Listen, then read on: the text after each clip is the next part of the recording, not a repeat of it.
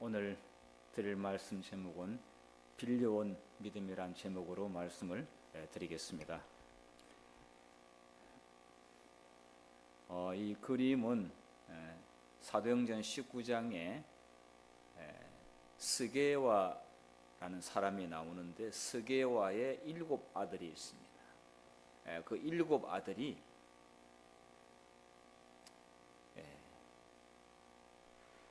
마술, 주술, 그리고 점치는 것, 그런 걸로 먹고 사는 사람의 아들인데, 그 아들들도 똑같이 그 일을 하고 있었습니다. 보니까 여기 7명인데 세상에 다 아들들이 그 일을 하고 있다니 참 놀라운데, 이 사람에게 오늘 어떤 일이 일어났는지 말씀을 드리고, 이 내용이 왜 성경에 기록되었는지 우리가 중요한 교훈의 말씀을 깨닫도록 그렇게 하겠습니다. 심리학 치료 가운데서 스키마라고 하는 치료가 있습니다. 심리 도식 치료 가운데 하나인데, 스키마라고 하는 것은 도식이라는 그런 말이 있습니다. 도식. 자, 이게 무슨 말이냐 하면요, 자신이 어느 날 정체성을 잃어버렸을 때, 내가 누구인지 혼란이 왔을 때, 그 마음속에 어릴 적부터 쌓여 있었던 뿌리 깊은 내면의 마음 상태라든지 또 어떤 특성들이 밖으로 이제 드러나기 시작을 합니다. 어릴 때 따돌림을 받았다고 그러게 되면은 평상시 좋을 때는 괜찮은데, 그 사람이 막 마음의 상태가 아주 실망과 또 힘든 고통을 겪었을 때 이제 그것이 드러나기 시작한다는 것이죠. 그래서 이것이 계속적으로 반복해서 어릴 때부터 있었다 보니까 하나의 패턴이 형성이 된 겁니다. 그러니까 무의식 중에 이제 그것이 드러나게 되는 것이죠. 자, 이러한 것을 어떻게 치료하는가, 어떻게 극복하는가, 이것이 또 아주 중요한 심리 치료 가운데 하나가 되었다고 합니다. 나는 어떤 사람으로 살아가야 되는지, 또 나는 어떤 꿈과 목표를 가지고 있는지, 나는 무엇을 해야 되는지 순간 잃어버리는 겁니다. 모르겠다 이거예요. 나는 왜 사는지 모르겠다. 나는 왜 공부해야 되는지 모르겠다. 내가 열심히 왜 살아야지? 이런 생각을 하면서 그 사람이 가지고 있는 정체성이 막 붕괴될 때에 내면의 이러한 부정적인 면들이 이제 밖으로 나오기 시작한다는 것이죠. 대개 어린 시절에 반복된 경험을 통해 가지고 이미 형성되어 버린 겁니다. 자, 이것이 예를 들어서 청소년 시절에 드러나기도 하고, 어린 시절에 겪었던 것이 그 다음에 결혼해 가지고 드러나기도 하고, 어떤 경우에는 나중에 연세가 들은 가운데서도 그것이 나타날 수도 있습니다. 자, 사람들이 항상 내 곁을 떠난다, 어떤 사별의 슬픔이라든지 친구가 잃어버렸을 때, 지난번에도 그랬는데 이번에도 또 잃어버렸다, 사람들로부터 나는 버림받았다고 하는 버려짐의 도식이 형성될 수도 있어요.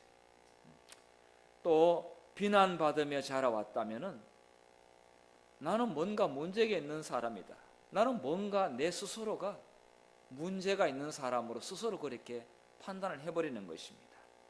나는 뭔가 결함이 있는 사람이다. 그래서 결함 도식이 형성되는 것이죠.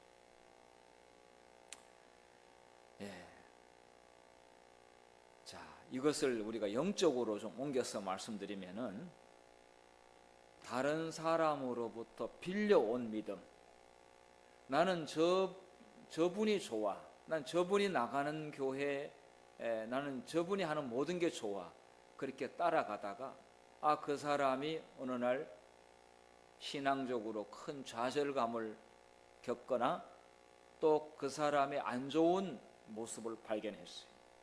그럴 때 이 사람은 막 흔들리기 시작합니다.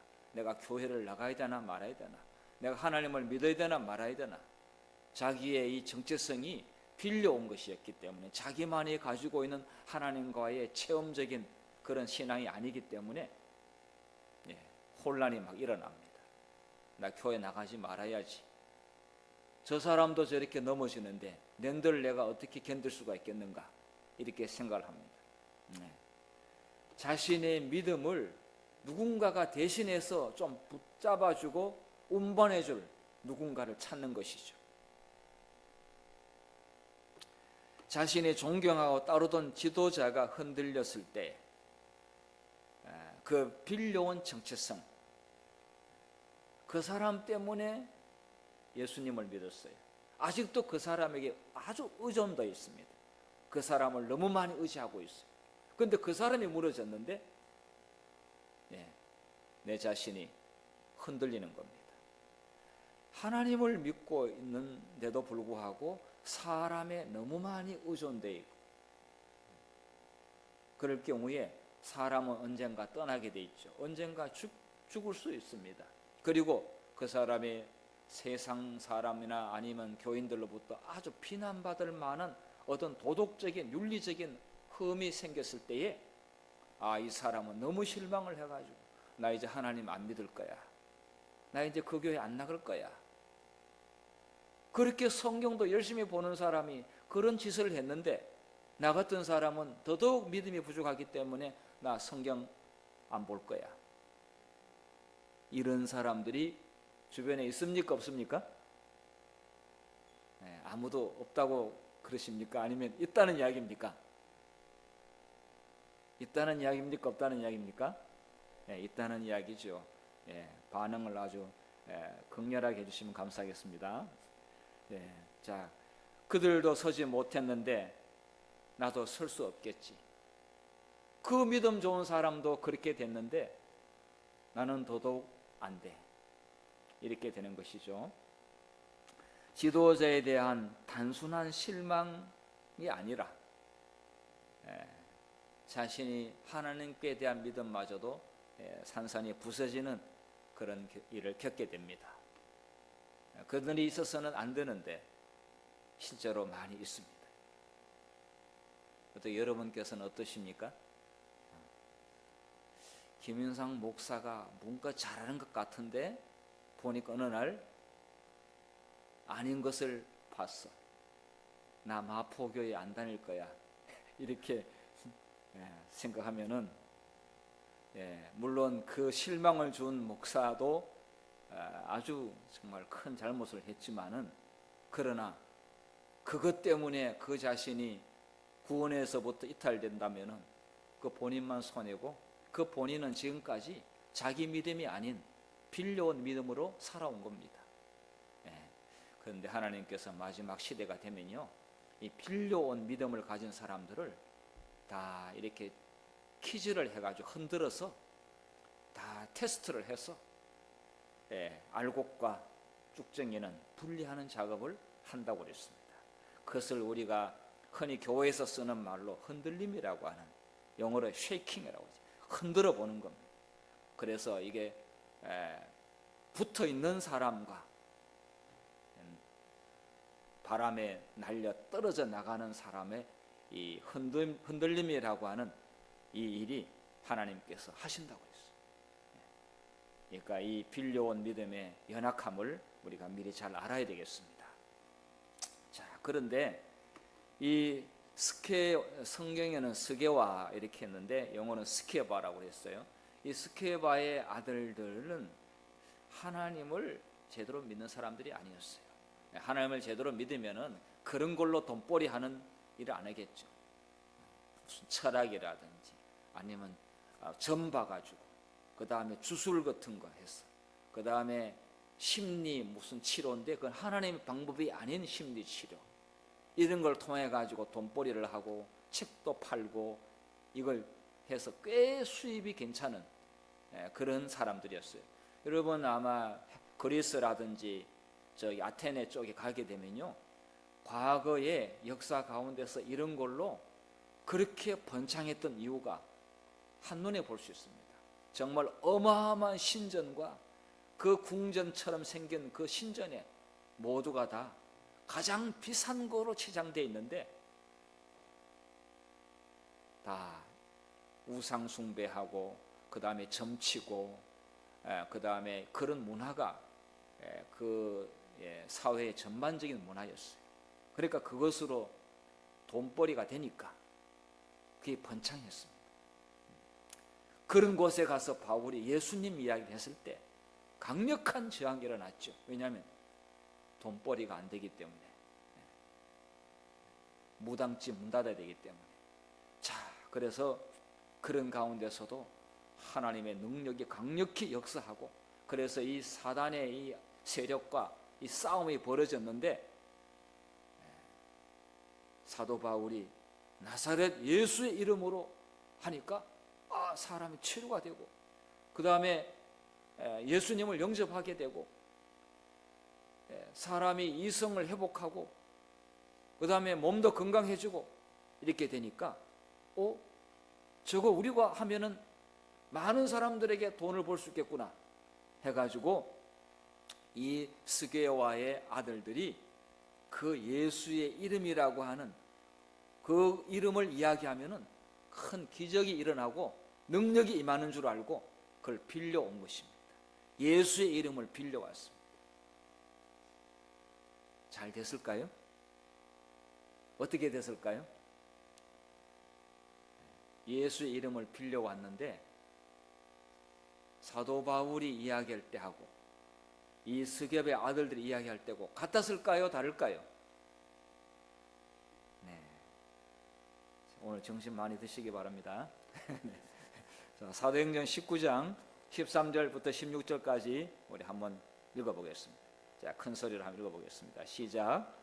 이에 돌아다니며 마술하는 어떤 유대인들이 시험 삼아 악기 들린 자들에게 주 예수의 이름을 불러 말하되 내가 바울이 전파하는 예수를 의지하여 너에게 명하노라 하더라.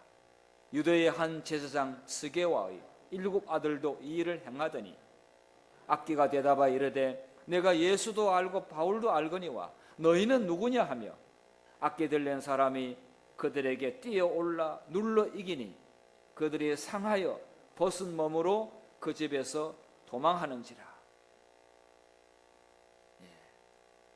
예수의 이름으로 뭐 하니까 놀라운 일이 벌어지는 거예요. 그러니까 이들도 예수의 이름을 빌려서 했는데 귀신이 듣더니 내가 바울도 하고 예수도 알고 있는데 도대체 너희들은 뭐냐? 이렇게 됐습니다.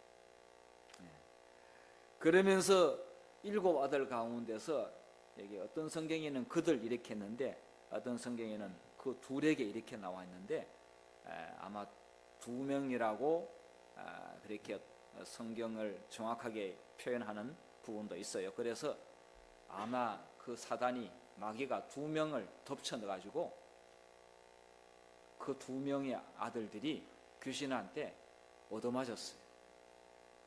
얻어맞아가지고 도망을 갔어요. 그런데 도망갈 때 팬티만 입고 도망갔어요. 자, 여기 그림을 한번 보시면요, 이게 bitten by a demon, 그러니까 귀신한테 두들겨 맞았어요. 이게 bitten, 게 맞았다는 거죠. 눌러가지고 그냥. 그래서 이 2 아들이 그냥 집에서 도망을 가면서 혼이 나가니까 런닝 팬티만 입고 도망을 갔어요. 자, 그런 일이 성경에 기록되어 있어요. 자, 이 소문이 그 에베소에 그냥 소문이 팍 퍼졌어요. 난리가 났어요. 아마 이 스게와의 아들들이 그 지역에서 유명한 점집 내지는 아주 유명한 뭔가 하여튼 무당집 이 정도가 된 것 같습니다. 그런데 그렇게 평상시에 힘있고 당당하던 그들이 이 귀신한테 혼쭐이 난 겁니다. 에베소 지역이 발칵 뒤집어졌어요.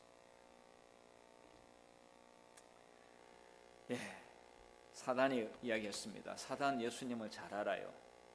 사단은 하나님의 믿는 백성들에 대하여 사단은 잘 알고 있어요. 그런데 함부로 넘어뜨리지 못해요. 왜냐하면 천사가 하나님의 백성들을 보호하고 있거든요. 우리 조병환 그 집사님, 천사가 항상 우리 하나님 백성을 보호하고 지키고 있는 걸 잘 아시죠? 예, 사실 사단은 자기 편은 안 건드려요. 그런데 하나님 믿는 사람들을 어떻게 건드려 가지고 이 시험을 주고 넘어뜨리려고 잘 합니다.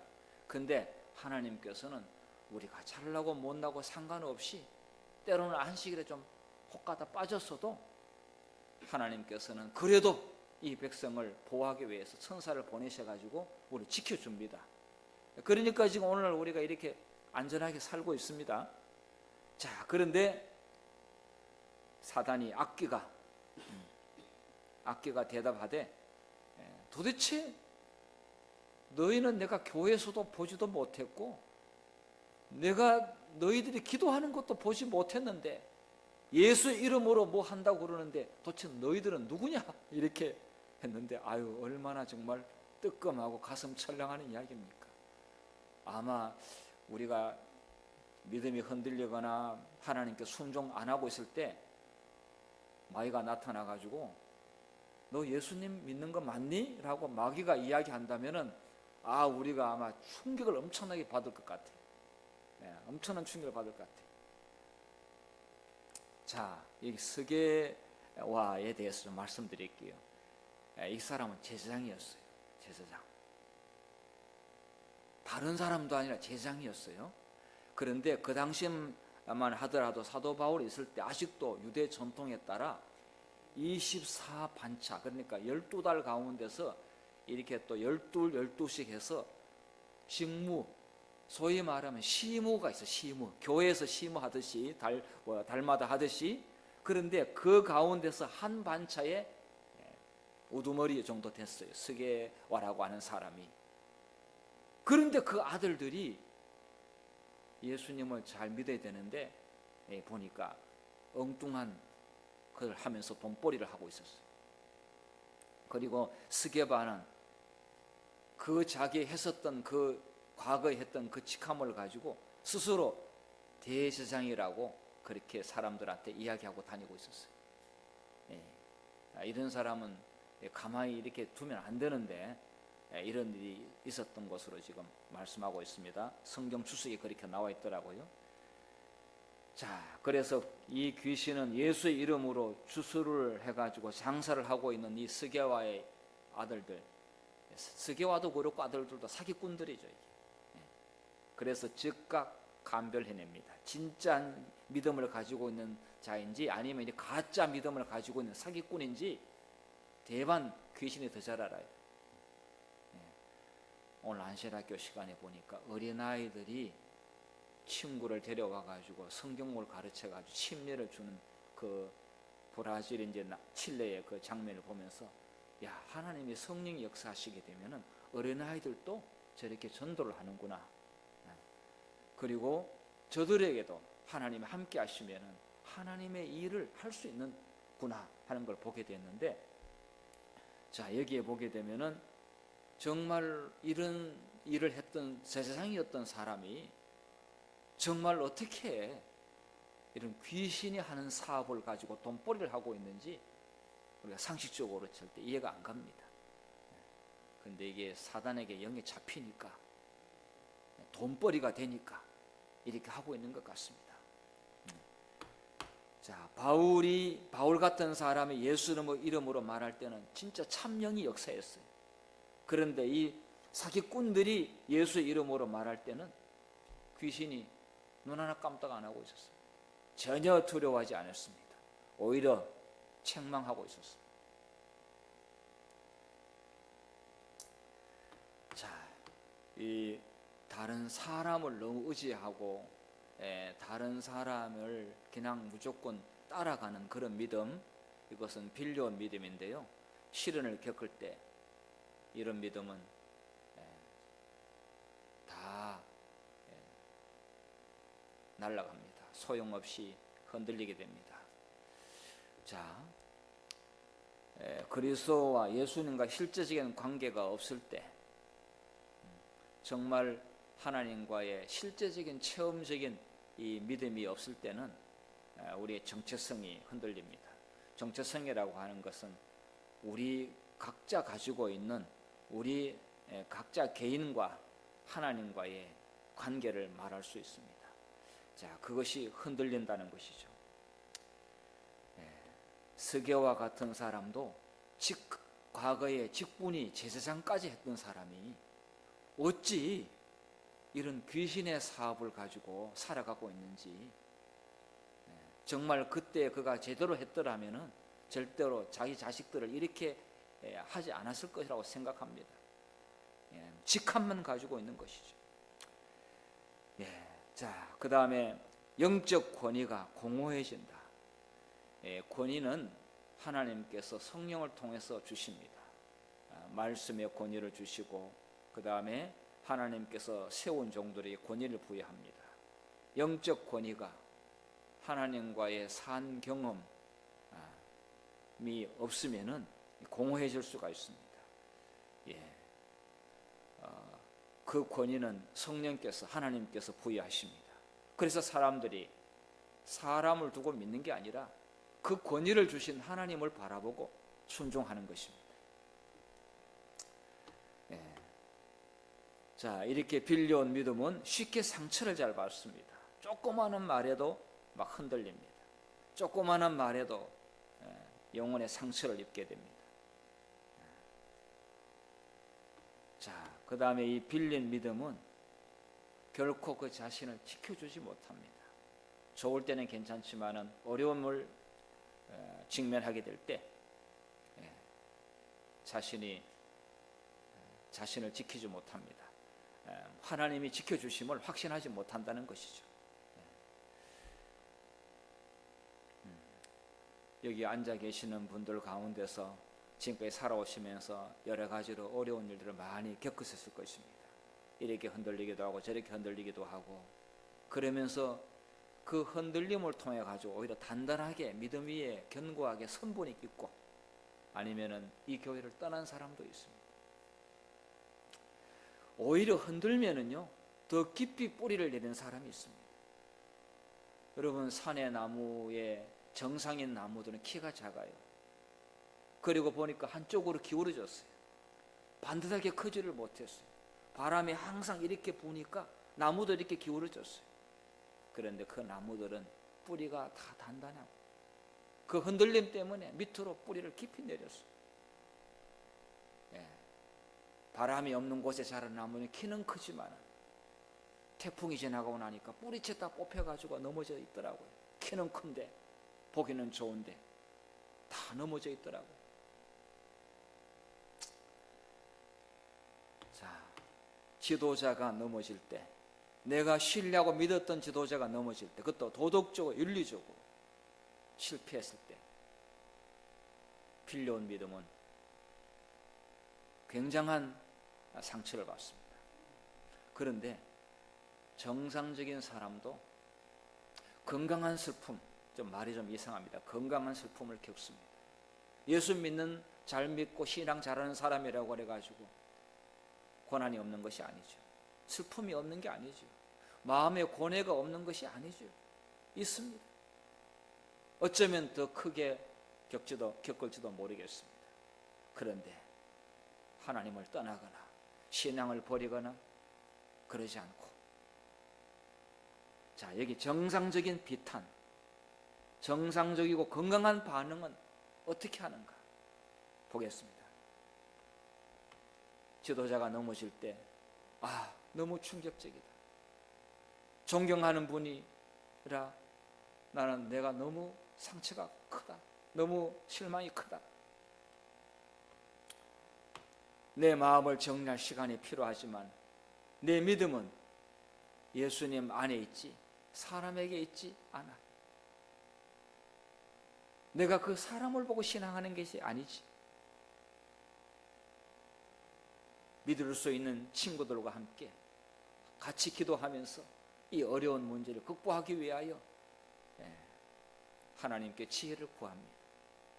이게 정상적인 건강한 사람의 반응이죠. 고통과 슬픔이 때로는 한멸을 느끼게 하기도 하지만은, 그러나 영혼의 닻은 더 단단하게 깊이 땅에다가 닻을 내립니다. 하나님의 말씀과 은혜 위에 더 깊이 뿌리를 내리게 됩니다. 이것이 정상적이고 건강한 반응이 되겠습니다. 그런데 빌려온 믿음은 자기 정체성이 뿌리채 흔들기 시작하는데 하나님에 대한 신앙심마저 흔들립니다. 이렇게 생각합니다. 그들도 버티지 못했는데 낸들 제대로 설 수 있을까? 내가 믿었던 모든 게 거짓이었나? 내가 그분의 말을 내가 듣고 내 신앙이 자랐는데, 아니 그분이 그렇게 되다니 내가 믿었던 게 전부 다 가짜였나? 어떤 분이 이런 말씀을 했어요.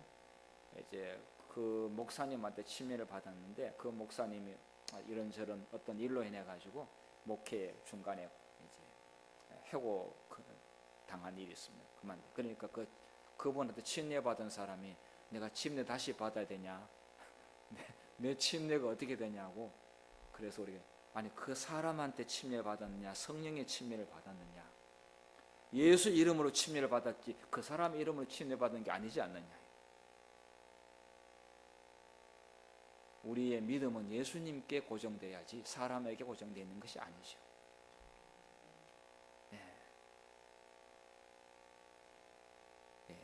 이런 경험은 항상 우리가 시련을 당할 때 이 문제에 직접 부딪히게 됩니다. 이제 누가 나를 인도하나? 나를 인도할 사람이 없다고 느끼는 것이죠. 그들이 넘어졌다면 하나님께서도 나를 버리실 것 같아. 하나님이 그분을 버렸는데 나는 그분보다 믿음이 더 없는데 하나님이 나를 버린 것 같아. 이렇게 생각하는 것이죠. 하나님에 대한 신뢰가 흔들리고 정체성 자체에 균열이 생기게 되는 것, 이게 사단이 노리고 있는 것입니다. 빌려온 믿음인데 마포교회 성도님들은 이런 믿음이 아니라 정상적이고 건강한 반응으로 오히려 더 시련을 잘 극복하고 더 예수님께 깊이 닻을 내릴 수 있는 그런 성도가 되시기를 간절히 바랍니다.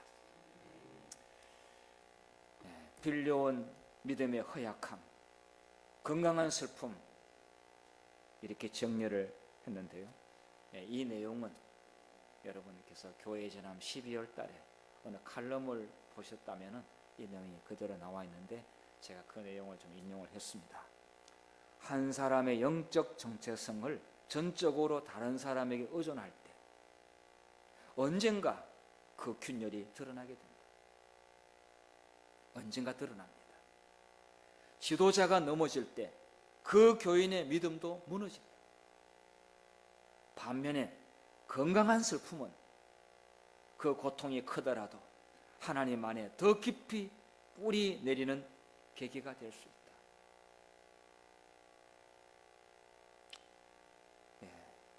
성령 하나님께서 우리에게 건강한 슬픔을 통해서 더 믿음이 성장할 수 있도록 우리를 인도하시리라고 믿고 예수님께 우리의 마음을 드릴 수 있기를 간절히 바랍니다. 신앙에서 의존적인 사람, 성경을 해석하고 기도 생활하고 믿음의 무게를 짊어지게 될 때 너무 사람을 의지하지 말고 그분이 박사님이기 때문에 또 그분이 말을 잘하고 그분이 설교를 잘하기 때문에 이게 우리의 믿음의 기준이 되어서는 안 되는 것입니다. 그리고 우리가 뭐 할 때도 목사님이 하세요, 목사님이 해주세요, 장로님이 해주시면 안 될까요? 저는 못해요. 이것도 사실 바람직한 게 아닙니다. 다 이유가 있어서 그러는 것이죠. 알겠습니다. 제가 해보겠습니다. 이렇게 하다 보게 되면 자기 믿음이 만들어지게 되는 거예요. 자기 삶으로 만들어진, 자기 삶을 통해서 세워진 하나님과의 끈끈한 그 믿음, 그것이 우리에게 중요합니다. 영적 정체성을 다른 사람에게 의존할 때 균열이 생긴다고 제가 말씀드렸고요. 지도자가 무너질 때 그 교인들의 믿음도 무너지게 되는데, 자, 이렇게 신앙했던 우리가 이제 보면 안실교회는 뭐 그런 일이 혹 가다가 있을 수가 있습니다만, 여러분께서 보시다시피 이 개신교회에 크게 부흥했다고 하는 그 교회, 그런데 그 교회 목사님이 그 교회 왕녀예요 보니까. 그런데 그 교회 목사님 스캔들이 생겼어. 그러면 몇만이 떠나가요. 몇만이 떠나가요. 그러니까 아주 막 10만 되는 그런 교회, 몇 년 후에 보니까 3분의 2가 남았고 3분의 1이 떠났다는 이야기를 우리가 들었어요. 그 목사는 지금도 감옥에 있어요. 제가 구로동에 있을 때 저 구로동 교회와 가까워요. 재림교회는 다행히 대총회, 지회, 연합회, 합회 이렇게 해서 그 관리를 철저하게 하고 있고요. 또 재정감사도 철저하게 하고 있고요. 그 다음에 도덕과 윤리적인 면에서 그것도 철저하게 하고 있습니다. 그리고 성경과 틀린 이야기를 설교단상에서 하거나 성경과 틀린 기도를 하게 되면 교인들은 너무 잘 알아가지고 대반에 압니다. 그걸 반복적으로 했다면 대반에 이제 다 자연스럽게 보고가 되죠. 그러나 우리가 그만큼은 아니더라도 우리 개인의 신앙생활에 있어서 사람에게 너무 의존하는 신앙은 매우 위험하다 하는 말씀을 드립니다.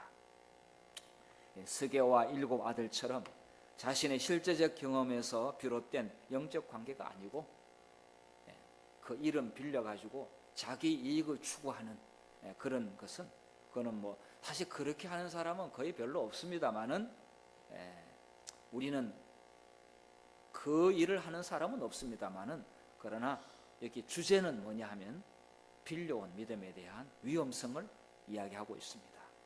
영적 전투에서 이런 사람들은 속수무책입니다. 한 방에 그냥 뒤로 넘어질 수도 있습니다. 이런 분들의 특징이 뭐냐면은 나 교회 안 나올 거봐 이런 말을 한다라든지, 아니면은 나는 저 분하고는 마음에 안 들어서 나는 교회 오는 게 불편하다. 이런 분들은 오늘 이 말씀을 자세히 잘 듣고 자신의 신앙을 되돌아볼 필요가 있습니다. 마음 맞는 사는 끼리만 교회 다니면은 그것은 이미 천국에 와 있는 교회나 그렇지 지상의 교회는 그런 교회는 없습니다. 자, 그런데 이제 하나님께서 사도행전 19장에 보게 되면은 그 다음에 기록이 중요합니다. 사도행전 19장 10절부터 읽어보겠습니다. 자, 시작. 에베소에 사는 유대인과 헬라인들이 다 이 일을 알고 두려워하며 주 예수의 이름을 높이고 믿은 사람들이 많이 와서 자복하여 행한 일을 알리며, 또 마술을 행하던 많은 사람이 그 책을 모아 가지고 와서 모든 사람 앞에서 불사르니 그 책값을 계산한 즉 은 5만이나 되더라. 이와 같이 주의 말씀이 힘이 있어 흥왕하여 세력을 얻으니라. 자, 이 사건으로 말미암아 오히려 하나님의 말씀이 더 힘있게 전파된 것을 볼 수가 있습니다. 그동안 이걸로 돈벌이하고 무슨 일이 생기게 되면 그 점집에 가가지고 전보고했던 사람들, 이 전부 다 아무것도 아니라고 하는 사실, 무력하게 그지없다는 사실을 다 깨달았어요. 그래서 전부 다 모여가지고 집에 있는 쓸데없는 책 다 가져와가지고 전부 다 불태워버렸는데, 그것이 바로 은 5만 되더라. 값으로 계산해 보니까 이게 실감이 안 나가지고 제가 좀 찾아보니까 현재 한국 돈으로 계산하게 되면 환율이 좀 올랐거든요. 1470만 원 정도의 책을 한 곳에 모아가지고 불태우는 일이 벌어졌어요. 마귀의 사업, 큰 타격을 입었어요. 대신에 하나님의 사업은 여기 보니까 주의 말씀이 힘이 있어 흥왕하여 세력을 얻으니라. 하나님께서 이러한 사건을 통해서 에베소 교회와 그다음 에베소 지역에 살고 있는 사람들을 하나님에게로, 예수님에게로 돌아올 수 있도록 다시 기회를 준 것을 볼 수가 있습니다. 우리는 이 마포 지역에서 정말 이 말씀처럼 하나님의 말씀이 힘이 있고 흥왕하여 큰 세력을 얻는 그런 교회로서 우리의 힘을 키워 나가야 되겠습니다.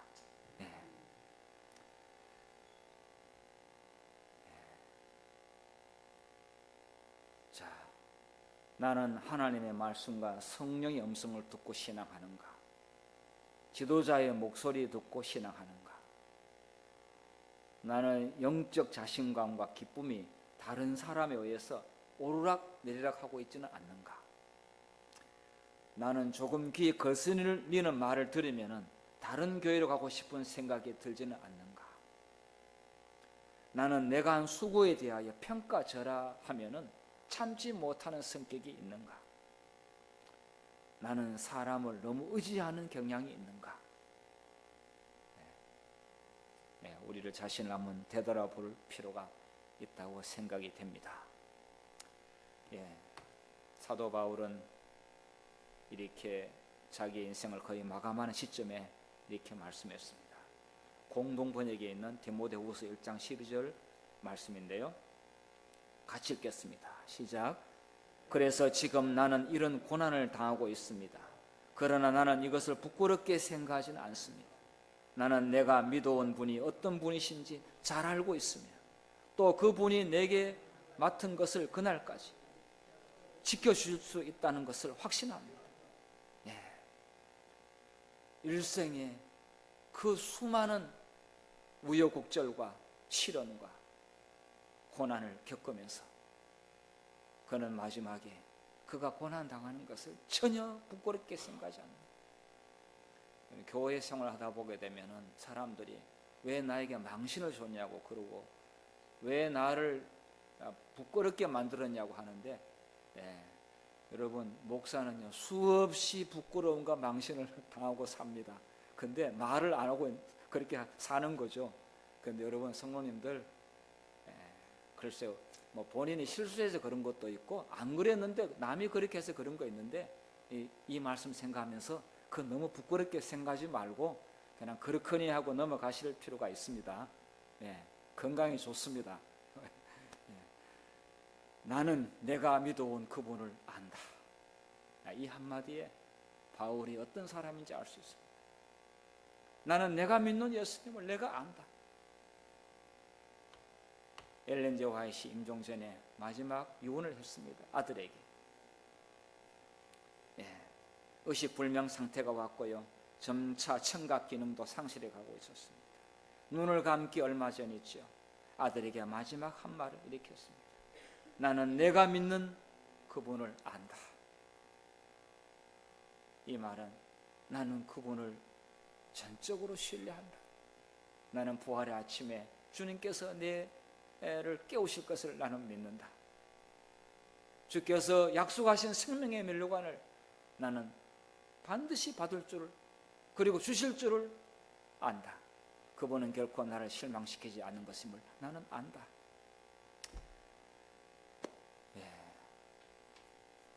우리 모든 성도님들 각자에게 빌려온 허약한 믿음으로 신앙생활하는 것이 아니라 하나님의 귀한 약속의 말씀을 믿고 예수님께서 주신 은혜와 사랑으로 오히려 어려움을 당할 때 더 깊이 신앙의 뿌리를 잘 내려서 흔들림 없는 믿음과 신앙으로 예수님 맞을 준비할 수 있기를 간절히 바라면서 말씀을 마치겠습니다.